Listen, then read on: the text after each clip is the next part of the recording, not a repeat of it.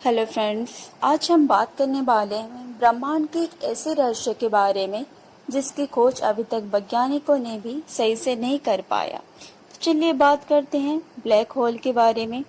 ये अनंत ब्रह्मांड इतना बड़ा है कि कल्पना भी नहीं कर सकती। इस ब्रह्मांड में बहुत सारे स्टार्स, गैलेक्सीज, प्लैनेट समाहित हैं। चलिए जानते हैं इस ब्रह्मांड की एक रहस्य के बारे में, जहाँ हर गैलेक्सी के सेंटर में होता है एक एक ब्लैक होल, जो हमारी मिल्की वे गैलेक्सी में भी मौजूद है। ये एक ऐसा रहस्य है जिसकी खोज में वैज्ञानिक हमेशा जुटे रहते हैं। ये एक रोमांच से भरा रहस्य है। इसको इसलिए ब्लैक होल कहा जाता है कि यहाँ लाइट अंदर तो जा सकती है पर लाइट बाहर नहीं आ सकती। इसका आकार एक कुएं जैसा होता है। ये अंतरिक्ष के सबसे बड़े, सबसे गतिशील, जिसका गति सबसे ज्यादा है, लाइट, उसको भी वो अपने अंदर समाहित कर लेता है। सोचिए ये कितना ज्यादा शक्तिशाली होगा।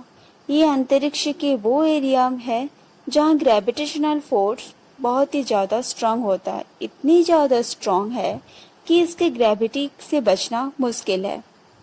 ये सवाल है कि इतना ग्रेविटी आती कहाँ से। जब एक विशाल तारे का अंत होता है, उसके अंदर के सारे मैटर कंप्रेस हो जाते हैं और जमा हो जाते हैं, जो एक ब्लैक होल का रूप ले लेता है। ये ब्लैक होल अपने अंदर सारे मैटर्स, गैस, डस्ट, लाइट को अपने अंदर ले लेता है। ये इतना ज़्यादा पावरफुल है कि अब छोटे छोटे ब्लैक होल को भी वो निगल लेता है। ब्लैक होल अपने चारों तरफ स्ट्रॉन्ग इलेक्ट्रोमैग्नेटिक फोर्स पैदा करते हैं कि अपने आसपास सारे ऑब्जेक्ट को अपने अंदर ले लेते हैं। जब बहुत सारे ऑब्जेक्ट को अंदर ले लेते हैं, तब उसके अंदर से हाई फ्रीक्वेंसी लाइट बाहर निकलती दिखाई देती है, जो हाई एनर्जी की गामा किरणें होती है। हमें तो ये पता नहीं है कि जब तक तारों का अंत होता है तो ब्लैक होल बनता है। तो ये तारे का अंत कहाँ पर कैसे होता है, चलिए जानते हैं कि तारों की अंत कैसे होती है। एक विशाल तारे में दो फोर्स काम करती है, एक ग्रेविटेशनल फोर्स और दूसरा होता है अंदर फ्यूजन रेडिएशन फोर्स। ये दोनों फोर्स एक दूसरे की ऑपोजिट में काम करते हैं। जब तक ये बैलेंस बना रहता है तब तक कोई बात नहीं, पर जब बैलेंस बिगड़ जाता है तो वो तारा कंप्रेस हो जाता है।